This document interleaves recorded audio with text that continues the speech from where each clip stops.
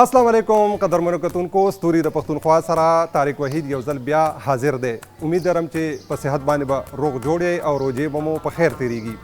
قدرمنو نن چې موږ کم شخصیت سره ستاسو ملاقات کوو نو هغې یو دوه نه بلکې په درې ژبو کې شعر و شاعري کوي وسره د ټي وي ریډیو او د کمپیرنګ دنیا کې هم یو معروف شخصیت دی نو نن موږ میلمانه یو د ناصر علي سید هغې سره به د هغې د فن شخصیت او د ژوند نورو اړخونو حوالې سره ګپ شپ لګو خبرې به کوو نو راځئ ما سره اوسئ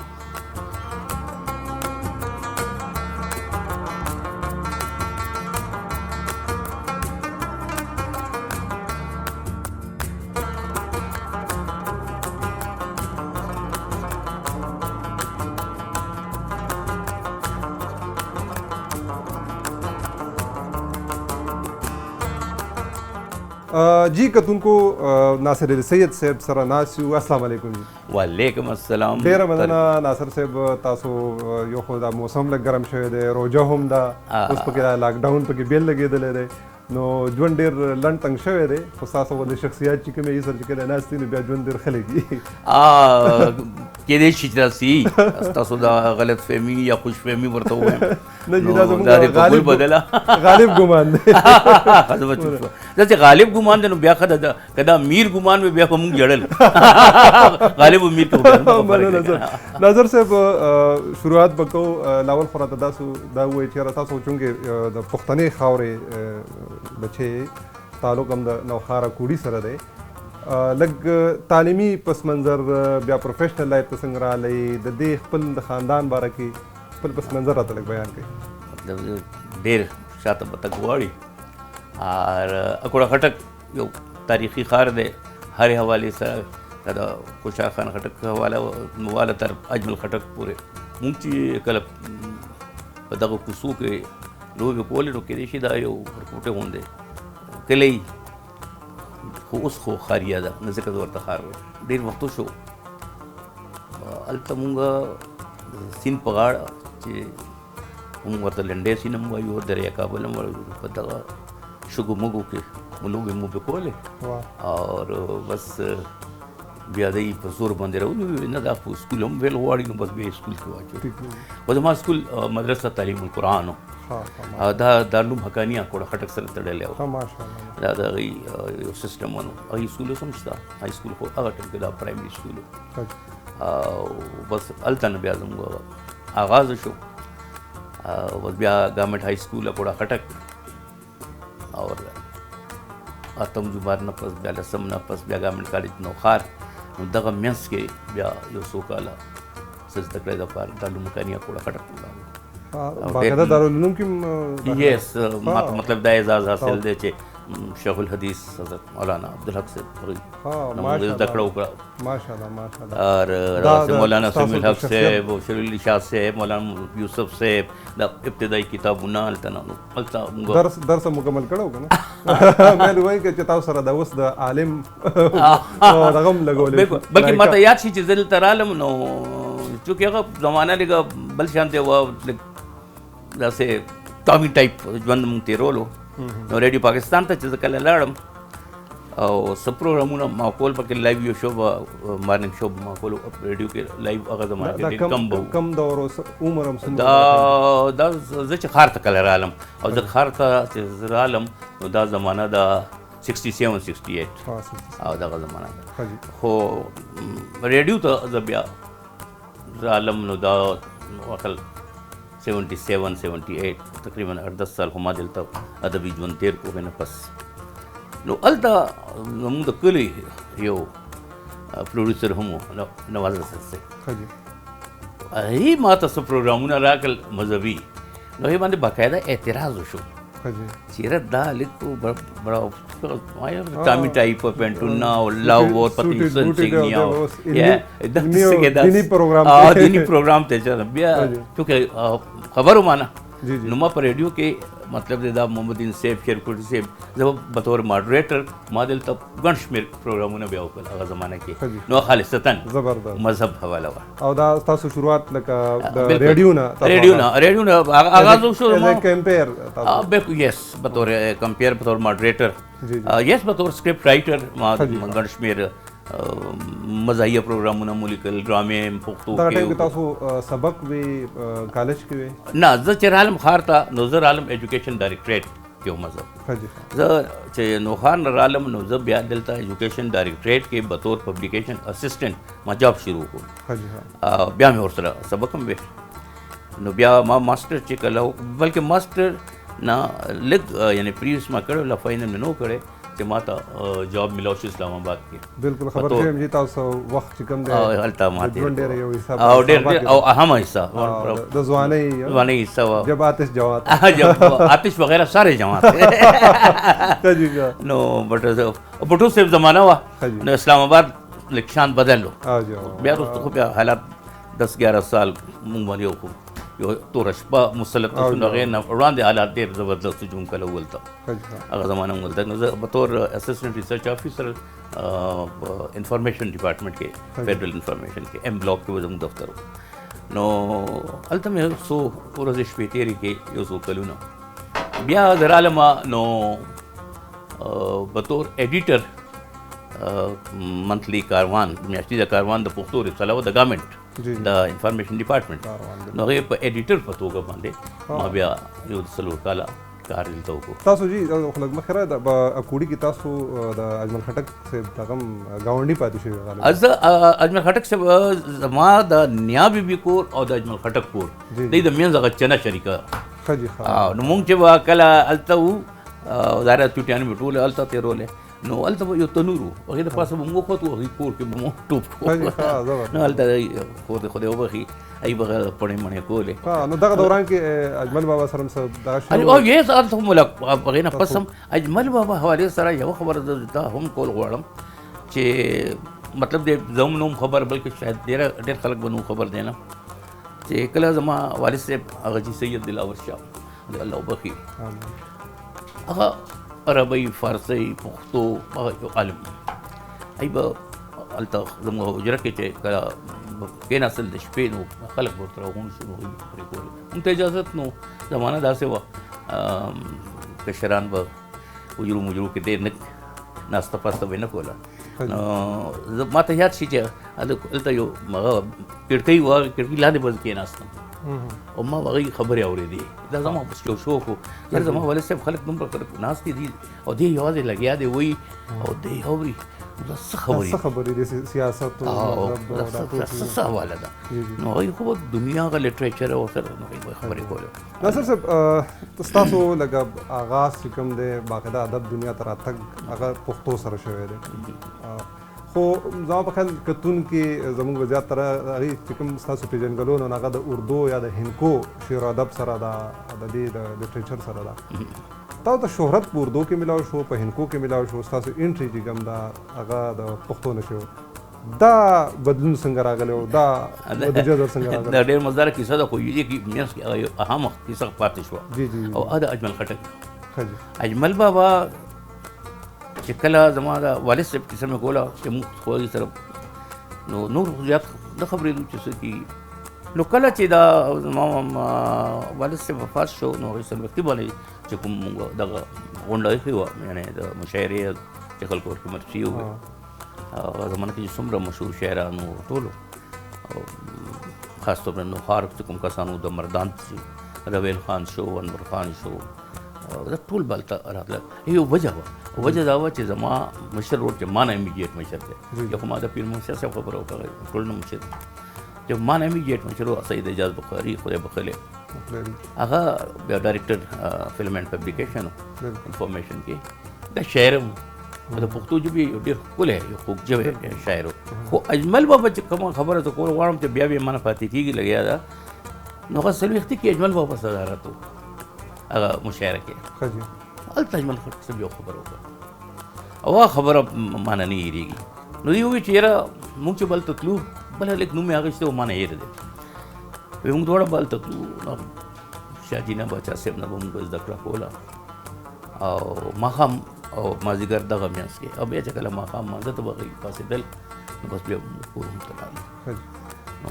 دغه دوران موږ یو اکټیویټي به کوله چې باچا صاحب ته نه وه پته مونږ د هلته هغې د لایبرري نه هلته نه بس کتابونه چې دي په بډه کل او نو وې دا کار څو ظلم وکړو کنه او خوشاله پدې چې بادشاہ صاحب ته خو پته هم نشته به کتابونه دي دې ته بس پته نو بس بیا کیسه لاړه بیا موږ خو د خار تر عالم وغیرہ وغیرہ وغیرہ بیا کله چې زه راتلم افغانستان ته ځتلم په کومه شپه باندې نو زه راغلی وم پنډۍ والا کیس نه پس نو زه راغلی وم کلي ته کلي کې زه ملاو شوم نو زه لاړم یاره اول شاه صاحب ته لاړ شم هغوی نه هم دعا والم چې اوس مخکې سفر دی هېڅ پته نه لګي چې څه حالات جوړېږي نو ما هغوی ته زه رالم دا باندې وټپولم زه ما ته دعا یې وکړه او دغه دوران چې زه دوه ګامه مخکې شم نو دی بیا ما ته اواز وکړو اجمل نجیب بچا صاحب وی هر څه چې کې کوه خو دا شاعري مه پرېږده ادب سره رشته چې دا همدغسې قایمه ساته او بیا وی موسیقي غوندې شو او بیا وی او کوم کتابونه چې تا دلته نه پټ کړي دي چې هغې وزډم تا په شاعرۍ کې پکار ده چې ښکاره شي زه حیران پاتې شوم چې مونږ خو وایو چې مونږ دې سره اکټیویټي کوو او دې ته خبر دی او دې وایي چې بیا مونږ ډېره عجیبه خبره وه مونږ دپاره دا ستاسو پېژنګلو چې کوم ده نو هغه د هندکو د اردو د ادب په توګه باندې ده او لکه د حیرت خبره ده چې تاسو شروعات د پښتو نه کړي بیا هم پښتو پرېښوده که نه رساله پکې ایډیټ کړه هغه بلکې ما ته خدا اعزاز هم اصل دی چې ما د معشیزه کاروان د پښتو رساله ایډیټ کړه 3 سال 7 ماه ظاهر منثلی وه بیا ما د هندکو رساله پرچول ایډیټ کا ما د اردو رساله هفترنګ او بیا ورپسې احساس دا هم ما مطلب د درې وړو ژبو کې ما رسالې درې وړو ژبو کې ما ډرامې مو لیکلې په درې وړو ژبو کې ما شاعري مو کا افسانې مې مو لیکلې بلکې ما یو کار کړی دی چاته که نه وایي نو بیا زه ویم درته کني بیا وایي زه چاته نه وایي صرف دا کنفرم کتون کې به واوري نه نه کتون کې هم واوري نو ښه نه ده ما مطلب دا دی چې دغه د ښار انکو زده کړې دپاره ځان ته یو ټیچر ونیوه او ټیچر یې مې ونیوه خو هلته خو زه غریب سړی یم پیسې مې خو مصرفي نه بلکې بدې کې ما ته یو ډېر مزداره غوندې یو جوک را یاد شو یو سړي خپل دوست نه تپوس وکړو چې یاره څنګه چل یاره تا سره چې تا چې چې ما ته د کور د کار دپاره ضرورت دی چې څوک میل فیمیل څوک ملاو شي نه نه اخلي پخلي دپاره که نه کور کار دپاره نو بیا ملاو شو که نه وی نه یار والله د اعتبار خلک نه ملاویږي که نه ډېر ګران کار دی نو وی بس ما بیا آسان کار وکړو ولې وی ما واده وکړو نو وی اخلې پخلې پرېږده هغې لوښي هم ځان سره راوړه دواړه کار وشو لوښي هم ځان سره راوړه نو ما هم وایم یاره اوس داسې چل کول غواړي چې دا خو ټیچره پکار ده ډېره زیاته ضروري ده هغې وجه دا وه چې هلته بیا ټلویزیون راغلی و ټلویزیون کې ما ډرامه پښتو کې برق صاحب ټال وړ ډېر لوی نوم اعظم صاحب افضل رضا صاحب زما د خپل کلي زما ټیچر افضل رضا مطلب د خلک دا د امید بغیر دا خو یو پوره یو ټیم وکړ ګټه ګټه سټې وي د پښتو ما یار دې کې و د چاپلار بل لارو بس اوس بل څه کول غواړي دا شیم ضروری دی او لارم بدل نو ما بیا د هندکو زده کړه تاسو پکې هندکو طرف ته سویچ ما هندکو ډرامه حالانکه ما اردو ډرامه الریډي لانګ پلی اسارټډ پلیس کې فرمان صاحب هغه اجي خبرم نیمګړې پاتې ده چې بھئی تاسو څنګه بیا هایر کړه او مزه یادوم کنه نو چې دا شو دې ته پر کوم بیا ډېر ضروری و چې ما دا ټیچر نو ما هغه ټیچر هایر کړه نو الحمدلله اوس پورې هغه زده کړه روانه ده او ټیچر مې اوس کور کې خط لکه کې نولې ده هغه دا ټیچر د ژوند ملګری شو په هغه ما د ژوند ملګری ده او بس ما ته دا فائدہ ده رفعت علي سید په نوم باندې دغه سفرنامه چې کله رااله هغه تاسو کتلی نو هغه دومره زیاته په اسلام آباد کې هغه ته ایوارډ ملاو شو او بیا نیویارک کې د خپل نوعیت اکلوتا هغه چې دغه پاکستان ته ماشاءالله لکه تاسو امریکن پاکستانی کمیونټي هندکو اکیډمی چې کوم او اردو سفرنامه ده امریکا کتنا دور کتنا پاس نو هیڅ الته ایوارډ هم بیا ملو شو نو بهرحال زموږ د ژوند سفر بیا سره روانو نو ما هندکو دغه څه زده کړه دا هم زما اعزاز دی چې خاطر صاحب دی الله وبخي هغې هلته سنډیکیټ کې بس جلسې ملسې کېدې نو یو ځل زه لاړم چې زه هلته څنګه ورننوتم نو خاطر صاحب صبر زه به دی رالو دې نه تپوس کوو ما الله خیر ویره یو ټکی دی او د هندکو دی او هغې څه مطلب دی ولته ټول نظیر صاحب ناستو، نظیر تبسم ناستو، مطلب ګڼ شمېر خلک ناستو، ته غیر ټول ښار خلک او زه خو همدغسې ما خو په زور ځان دا کړی نو هغه ټکي وویل، ما هغې ترجمه ورته وکړه، ما تاسو نه دې ته پته ده، دې کې یو ته هم نه وه پته. هغه ټکي ما ته یاد دی، هغه ټکي و مرک، مرک څه ته وایي، او مرک دی ته نه وایي ماجي د مرک هغه صابون هغه ټوکټې ته وایي چې کوم کله صابون ویلې کېږي اخر کې ورټوکټه غوندې هغه پیس پاتې شي، نو دغې ته مرک وایي. ناصر صاحب خبرې اترې ډېرې دي، ګپ خوند کړی دی، خو اوس یو وړه شان دمه ده د موږ سره کتونکو. ناصر صاحب څه خوږې خبرې روانې دي، خو یو وړه شان دمه اخلو، تاکې نه پس به واپس راځو.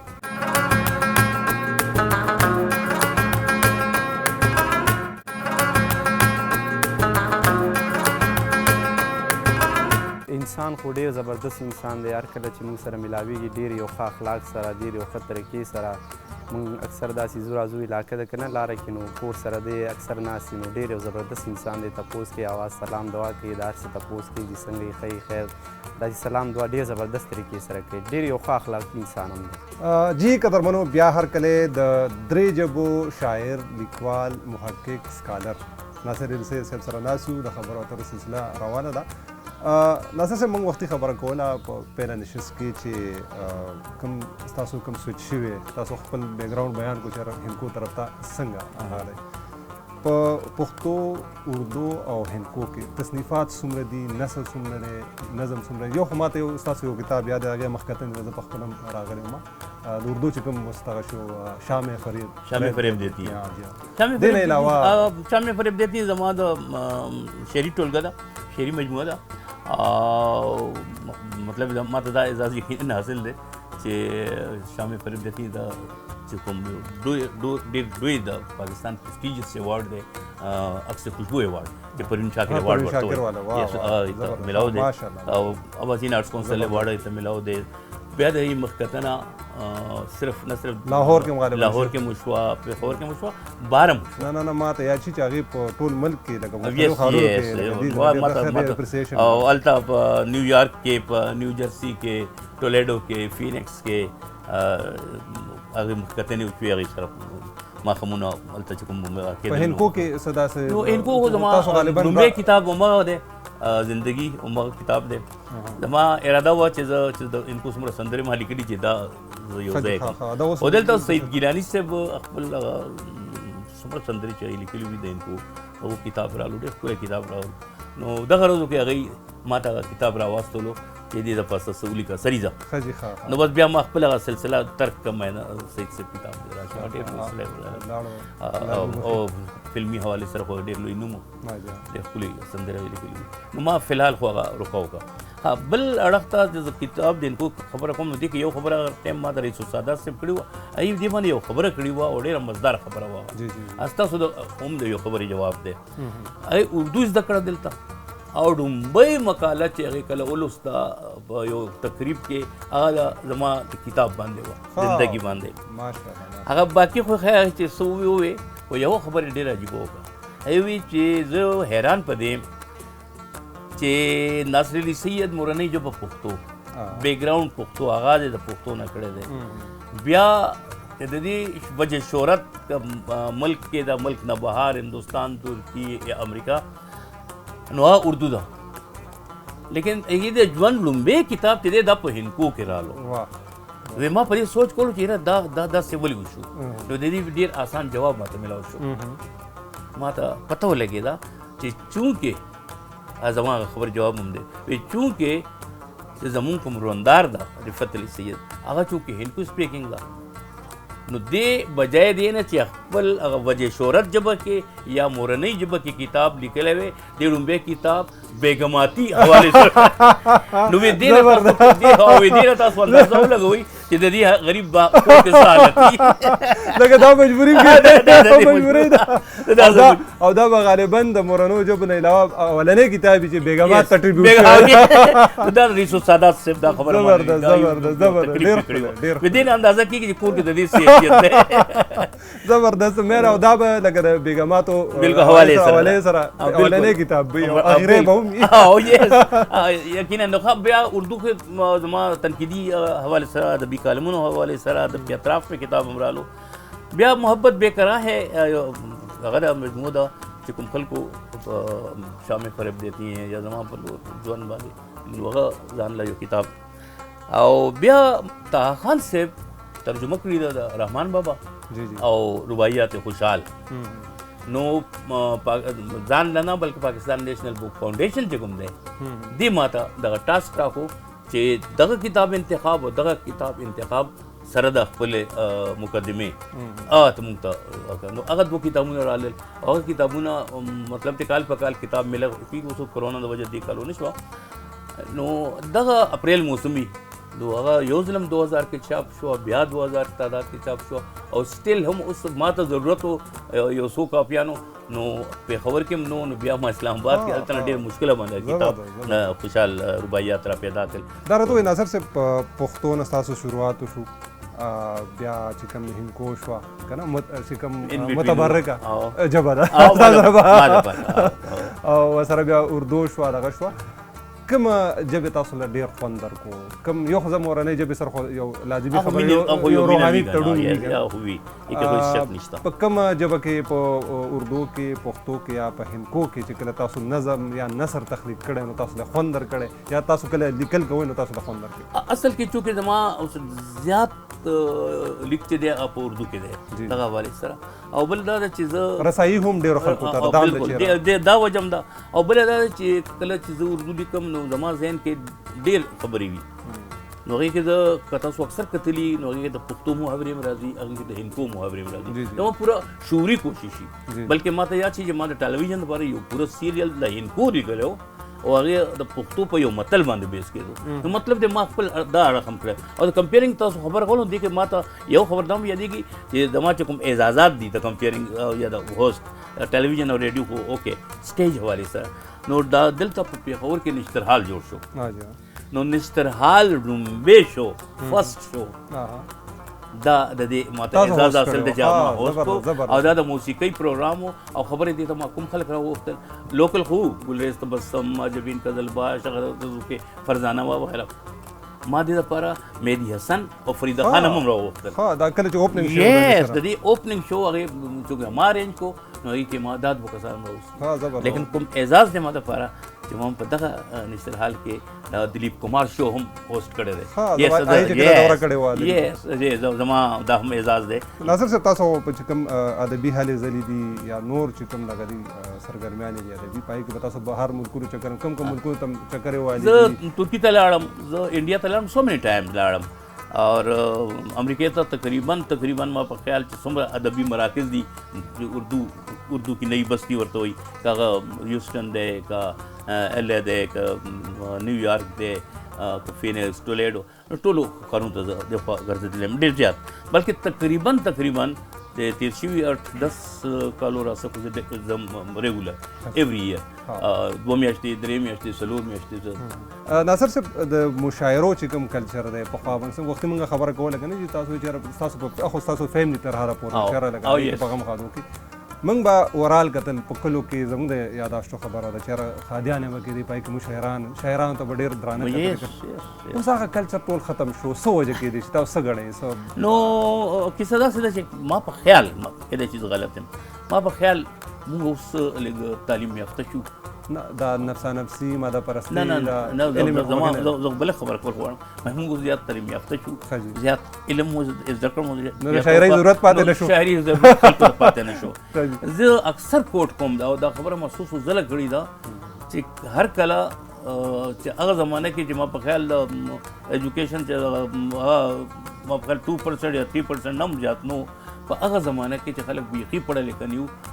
نو هغه روزو کې د شاعر حیثیت دین اندازو کا چې د سودا په زمانه کې چې په بازار ته لاړو که بازار کې چا دکاندار ور سره سب انکی پینکی کولا نو هغه وایي چې سودا در غونچا در میرا قلمدان لانا چې ته زما قلم راوالا نو پورا بازار به ولړزېدو چیرې دا شاعر دی او که ما خلاف شعر ولیکو خو هغه زمانه کې به مشاعره کې د شپې چې یو شاعر غزل ووایي سهار وختي د هر چا په خوله به ووایه او کمرانان به یېرېدل شاعران ژر واپس تر شعر نه جی ناصر نو صاحب اوس مونږ لږ مهذب شو نه مهذب او تعلیم ستاسو خیر خپل طنز کو په دې سیس باندې خو زما خو خپل چې کوم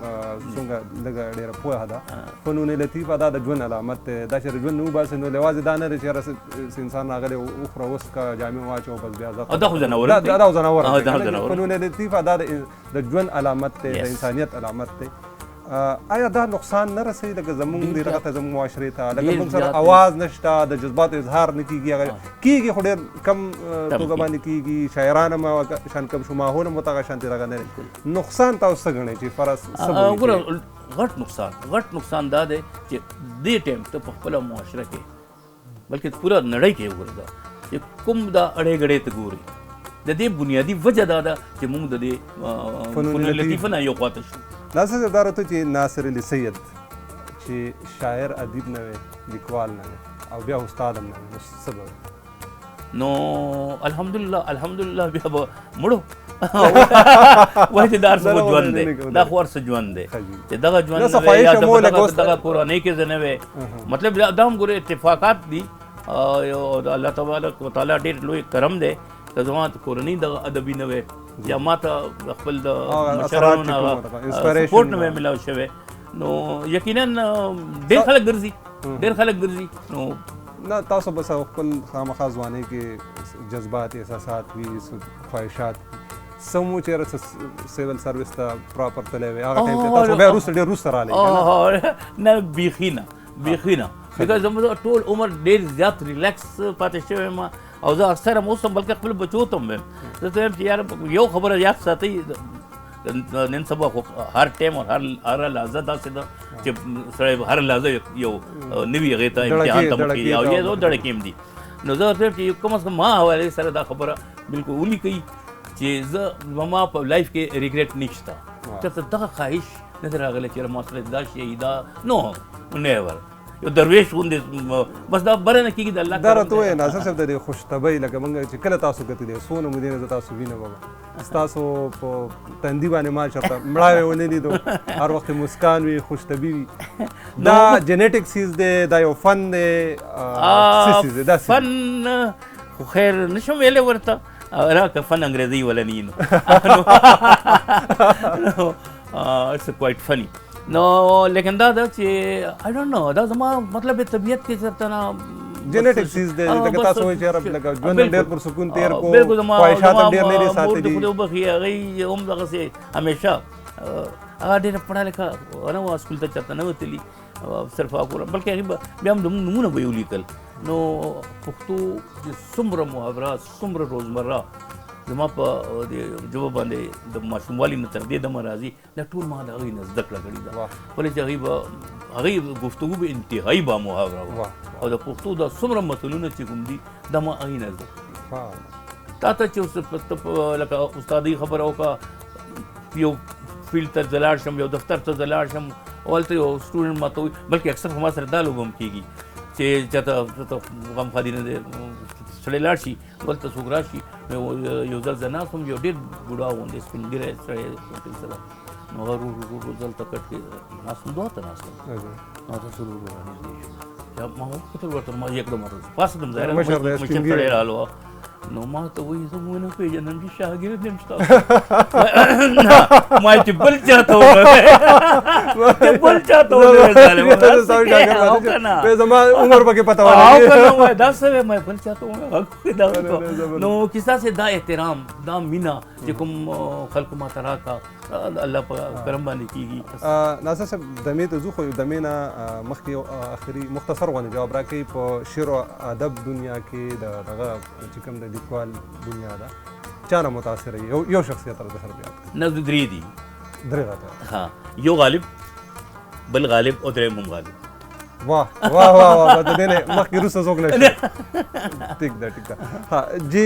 ناصر صاحب یو وړه شان دمه اخلو بیا راځي جی قدرمنو یو وړه شان دمه اخلو او د دمې نه پس په بیا د ناصر صاحب نه د هغې د تخلیق چې کوم دی د هغې نه چې کوم د خوښې شعرونه دي د اردو پښتو او د هندکو هغه هم دی اورو اوس اخلو یو وړه شان دمه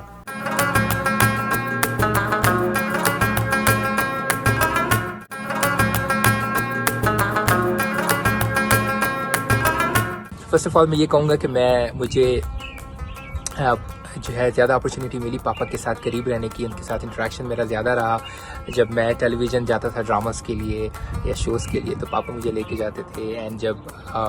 मैंने गाड़ी चलाना शुरू की तो फिर मैं पापा के साथ जाने लगा, तो उससे मुझे फ़ायदा ये हुआ कि हम किसी भी इवेंट में जा रहे हैं, वो शायरी की बात कर रहे हैं या कहीं पे मुशायरा है या हम रेडियो जा रहे हैं, टेलीविज़न की तरफ जाना पड़ रहा है, कोई शो चल रहा है निसर हाल होस्ट करने के लिए,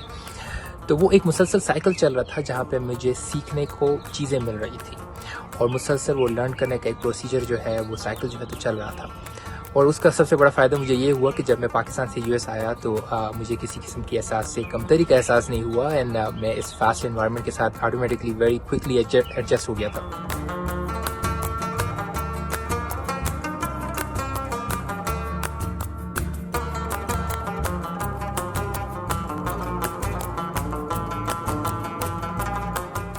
जी कतुन को ब्याह हर कले नासर अली सैद साहब सरा नासर साहब दारा तो है जो खुदों खबर ओकरे खुस्ता सो कलाम वो सब परवान हो रे दो नो जमाम ख्वाहिश थे कम कतुन की राजम लाजिमी तौर बदे तम बांधी चिस्ता सो कलाम स्ता सो आवाज बाने वावरी और जब इद्री दी उर्दू रा पख्तूर इनको रा लावला ता द उर्दू च गम दे ताज़ा कलामी या स्ता सो रखवाखी के कम कलामी या शुरू ना था उसु है हाँ और सिलसिला हमारा बाकी अंग्रेजी भी दिया उधर वालों के कलाम ज़्यादा वो रेशी मसला और ये उर्दू भाई और को दगा जुबानी नखदा चिसड़े दे दगा हवाले सरा घबरा के मेरे शाने पे वो झुक सा गया था। वाह। घबरा के मेरे शाने पे वो झुक सा गया था जब चांद दरीचे के बराबर में रुका था। वाह वाह। जब चांद दरीचे के बराबर में रुका था। और तारीख होंठों पे मेरे धूप ने जब प्यास लिखी थी। होंठों पे मेरे धूप ने जब प्यास लिखी थी उस वक्त मैं दरिया के किनारे पे खड़ा था। वाह वाह वाह वाह। उस वक्त मैं दरिया के किनारे पे खड़ा था और एक लम्हा को तो वक्त ने भी मूंद ली आंखें। एक लम्हे को तो वक्त ने भी मूंद ली आंखें। वो नींद में था। वो नींद में था। चांद से देख रहा था। वाह वाह। एक लम्हे को तो वक्त ने भी मूंद ली आंखें। वो नींद में था। चांद से क्या तखय्युल देख रहा था। और सौ छेद मेरे दिल में तबस्सुम से करे है। वाह। सौ छेद मेरे दिल में तबस्सुम से करे है। और कल तो मेरे सामने वो हंस भी पड़ा था। वाह वाह। और कल तो मेरे सामने वो हंस भी पड़ा था। और होंठों पे मेरे धूप ने जब प्यास लिखी थी उस वक्त में दरिया के किनारे पे खड़ा था। और दोस्त इरशाद बज़ में बार याब था कल शब। बज़ में बार याब था कल शब। जर्रा भी आफताब था कल शब। वाह वाह। बज़ में बार याब था कल शब। जर्रा भी आफताब था कल शब। वाह। उसने मेरा भी हाल पूछा था। उसने मेरा भी हाल पूछा था। उसने मेरा भी हाल पूछा था। मैं भी इज्जत माफ था कल शब। वाह। मैं भी इज्जत माफ था कल शब। क्या बात है। और तुम समंदर की बात करते हो। तुम समंदर की बात करते हो। चश्म का हम रकाब था कल शब। वाह। चश्म का हम रकाब था कल शब। और आंख की कैद में रखे आंसू। आंख की कैद में रखे आंसू। आंख की कैद में रखे आंसू। गरचे दुख बेहिसाब था कल शब। वाह वाह। गरचे दुख बेहिसाब था कल शब। और आखिरी शेर मेरे पहलू में चांद सोया था। मेरे पहलू में चांद सोया था। मेरे पहलू में चांद सोया था। क्या मजे का वो ख्वाब था कल शब। क्या मजे का वो ख्वाब था कल शब। उसने मेरा भी हाल पूछा था। मैं भी इज्जत माफ था। पुख्तो को जी पाकिस्तान रज़वाने शायरी हुआ आगे के तसयाद दीजिए। यो निम शेर रहता है। बड़े जोर हो रही है जी टाइम के तासो अच्छा आतिश जवाता बल्कि दगा वाले सरा यो शेर निम कराया शो के द शहाब पकिलियू से अकोड़ा और तुरदिले शाही मशहूर दास्तान शहाब पकिली द शहाब पकिलियू से द मिनी बेखबरा। वाह। द शहाब पकिलियू से ये द मिनी बेखबरा दा कूड़ी सुम रज़वानान दे पारमान दिले वनई। वाह دا کوړي څومره ځوانان دي په ارمان دي لیونی और वो से शेर नहीं ब्रायात सुनो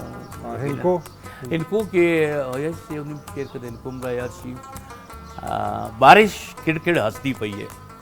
बारिश खिड़खिड़ हंसदी पई है दिल नहीं खेड़दा रुत की जाइए दिल नहीं खेड़दा रुत की जाइए और एक दिन रो के कहने लगी प्यो ता सके माँ मत रहिए प्यो ता सके माँ मत रहिए माँ नू सब कुछ दस न देवे ओ पेड़ी ते पोली जाइए ओ पेड़ी तक पोली जाइए और खास तौर पे दा शेर दे हुण भी लखां आवन दिल च हुण भी ओदा जारे अकल टीचर तो बतो सन सको बड़ी टिकट के करना सही आ मजबूरी में आओ करता तो हुण भी लखां आवन दिल च केड़ी कोई तेरे जाइए केड़ी कोई तेरे जाइए और तारिका दे आखिरी शेर दे इरशाद इश्क दे अपने वखरे मौसम एक दे अपने वखरे मौसम इश्क दे अपने वखरे मौसम गरम दिसंबर ठंडी मई है वाह गरम दिसंबर ठंडी वाह ډېر خوند وکړو ناظر صاحب د منګه کتلې دي څنګه تاسو به زیات ښه ګواهې دا کوم بدلون چې راغلی و لکه د ښار تاسو په وختي په نشست کې خبره وکړه چېرې لکه تاسو دا کوډي نه راغلی دلته پېښور ته د ښار ژبه دلته هندکو وه ښکلې ژبه ده خوږه ژبه ده موږ به پخپله کتل د سکول په وخت کې چې دلته راتلو نو زیاتر د ښار ژبه اوس دا کلچر زموږ د ډېر ښکلې ژبه ده د خیبر پښتونخوا د هندکو دا غیبېږي لګیا ده تاسو څه ګڼئ چونکې تاسو پخپله چا خبره د هندکو اکیډمۍ پخپله ستاسو په کور کې هم ده تاسو پخپله د مورنۍ ژبه پښتو ده دا ټول بدلون ته تاسو په کوم نظر باندې ګورئ او ذمهوار څوک ګڼئ؟ طارق ډېره مزدار خبره وکړه چې دې کې یوه خبره ډېره اهمیت لري چې هندکو ته زیات نقصان هغه خلکو رسولی چې هغوی هندکو ژبه ده جی ولې چې کله چې دا ښار دی د وال سټي نه دا خلک بهر ووتل نو نیم خبر چې څه داسې مجبوري وه چې دوی هلته خپله ژبه پرېښوه چې ښار نه بهر لاړل نو دوی وی چې راځي اوس د تهذیب ژبې نورې دي دا به موږ پرېږدو نو اوس د الله کرم دی چې دا نوی کل دی دوی ته لږ احساس وشو ادب اړخ ته زه خبره کوم تاسو سماج حواله وه هغه اوس هم په خپل ځای ده چې خلک خپلو ماشومانو سره انکو خبرې نه کوي لیکن کتابونو په حق لا دا ویلی شم چې دې خلکو مثلا حسام هور په یوازې ځان باندې دومره زیات کتابونه ولیکل اخبار وویستو رسالې وویستې خپل کور کې ایوری ویک د نشست اهتمام انکو حوالې سره وکړو اردو حوالې سره یې وکړو خاطر صاحب دی بیا صبی احمد دی ارشد دی خو بیا دې منځ کې ګندهاره هند کو اکیډمي قائم چې ضیاءالدین صاحب پکې دی ډاکټر عدنان ګل دی پکې اور اعجاز قریشي صاحب دی الله وبخښه ډېر زیات کار وکړو ډاکټر صلاح الدین صاحب دی بلکې زموږ ته ډېر زیات نږدې نو مطلب د ګڼ شمېر دا خلک راغلل خو بیا هم دې کې ګوره یو خبر به زه خامخا کوم چې د ټلویزیون ډېر لوی لاس دی د هندکو په پروموشن کې هندکو څومره ډرامې دلته نو شوي سندرې پروګرامونه مزاحیه دیکھتا جانداریا خو پورا نړۍ کې خور شو ډېر زیات د هندکو پروګرام دغسې افتخار کیسر دی الله وبخي صلاح الدین پرایډ اف پرفارمنس هغه دی الله وبخي شهاد اخندزاده حفیظ برکی صفیه رانی دا پورا یو ټیم چې دی بیا هندکو پروموټ کا ناظر صاحب تاسو چې وختي خبره وکړه مختلف تاسو د ښار د پېښور ښار د خیبر پښتونخوا سیاسي شخصیاتو سره واسطې راغلي دي د ژوند داسې یادګاري چې کوم واقعات دي اوسه پورې تاسو ته یاد دي یا ستاسو په ژوند اثر پرې باسلی یو ځل ته کور فیملي سره زه روان وم سر دریاب ته کب دپاره نو هلته پولیس والا موږ ورکاو کړو سایډ ته چې جی وزیر اعلی صاحب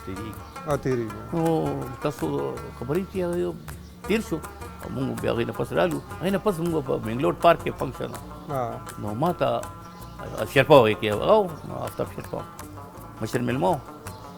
کله چې هغه رالو سټیج ته نو لا ما پروګرام نه دی شروع کړی نو ما ته وایي بیا که څه کم ضرورت وي نو ما ته وایه نو زه به کور ته رسوم دا تا چېرته ګرځېدې ما ډو خواب خیال کې به نه و چې دې بار نه بیا دې اوم کته مو وغیره والا د ګاډي کې ناستم دا یوه او یوه خبره زه خامخا ویل غواړم الله دې ما ته مفهوم کړي هغه کسان ته هم هغې باندې خبره ډېره ښه نه لګي نو د پرویز مشرف ده پرویز مشرف چې کله دلته رالو خپل هغه کمپین باندې نو د وو ایجنسیانو خلک ډېر لوی یو هیوج پروګرام و افتخار حسین شاه گورنر دغه زمانه ده نو دغه کمپیرنګ اعزاز هم کوم ما بکول نو زه چې رالم کې یو خبره دومره ده چې اب ته ډېر زیات انجوای کې چې دې کله هلته هلیکاپټر هغه نه کوشو هلیپیډ باندې کوشو هلته نه دی را روان دي موږ ډېر لوی پنډال دی د وای جنسو خلک ملکانان صاحبان او دې موږ دا پوه کړو چې تاسو غږ به نه کوئ بالکل بس زنده‌باد دي اکثر بیا ډیمانډ هغه ته خپل تقریر ولیکلو ملک لال حسین سنه مې هغه خپل ریهرسل مې پیو کو بس دې نه علاوه خبره نه کېده وغیرہ پروګرام خپل ټول سیټ کو او اوس د مشرف په شان کې الله دې ماته موفق کړي او ته اور ته ته الله وکړي ای په شان کې جسم ماته راځم ہوئے عوام کے مزاج کے سارے موسموں کا وغیرہ وغیرہ خیر قصیدہ مو ویلا نو دیکھیے اگر روان دے اوس دا سپیکر سو لګېدلی دي نو زما आवाज یقینا پرېدو به دیکھې دی سټیج ته رالل دی سټیج ته رالل دا ډېر یو ډرامایي لمحه وه زه په روسټم باندې یم نو اوس ظاهره زه تلاوت دی بیا هغې نه پسنامه وغیرہ وغیرہ وغیرہ او بیا به مشرف ته خطاب دعوت دی پروګرام مطابق چې څنګه سټیج ته رالو دی رالو خپل کرسۍ باندې خلکو لاسونه ور یو گورنر صاحب مو ټول او داسې لږ معمولي ساده ټیټ شو او یکدم بیا پاسې او دومره چې ټول خلک ګبراو شو چې نه مطلب د کرسۍ کې څه مسله وه چې داسې بیا پاسېدو او سیده روسټرم ته رالو ما ذهن کې مې دا سړی خو الله دې ماته وکړي او دې بیوقوف سړی دی دې په دې نه دی پوهېد د دې آداب باندې چې دا اوس فنکشن دی تلاوت دی بیا وغیرہ نمبر راځي نمبر پر راځي بیا ورته اواز وکړو ډالو اوس پرویز مشرف تاسو بیا څنګه ما څه کړل داسې یو سایډ ته شم د روسټم یو قدم شه دا پیښ چې وي نو دی وي چې دې رالو نو روسټم ته لاله ما پسې رالو او ما پسې رالو وخت کې راته وي भाई साहब आपको बहुत शुक्रिया मेरी तारीफ का और बिया लाड़ो यार जमा दा पर यो लम्हा के दा मैं दा 10 से चलो यार जो बिल्कुल मार हर से गड़बड़ छू यार तर दिया د پناره باندې په سپیکر باندې واوري دل نازو صاحب هغه یو کمرشل راغلی او افراز غالبا اوس بهر دی سړي هغه ډېر پاپولر شي او ډېر هغه یو اشتهار پای کې چې کوم دی سیګریټ نوشۍ خلاف و یس انټي سموکینګ سپاټ هغه ډېر زیات پاپولر موږ واړو هغه ته چې کوم دی سیګریټس کې افراز راشي افراز هغه ټایم د دریم کالو او دې ډرامو کې کار ډېر وخت نه شروع کړو مطلب دې چې د اتل سمیاشتو نو یو سانګ په فورګراوند کې आर्मी स्टेडियम का पार्क के फर्स्ट टाइम कैमरे पे यकीन फर्स्ट डे ड्रामे मुख्य दुआ मशहूर ड्रामा मुजीबुल आजम सरा वगैरह वगैरह बल्कि एजाज अगीतदा हम हासिल दे अफराज था कि कवि खान दे का समीना फिरजादा तो सोमरे के बाहर ना तकरन दिल तरह की टोल सर की कार करे और मैं ख्याल दे टोल ने सीनियर दे मौजूदा लाट के ना का इश्तिहार ना होगा यो ड्रामे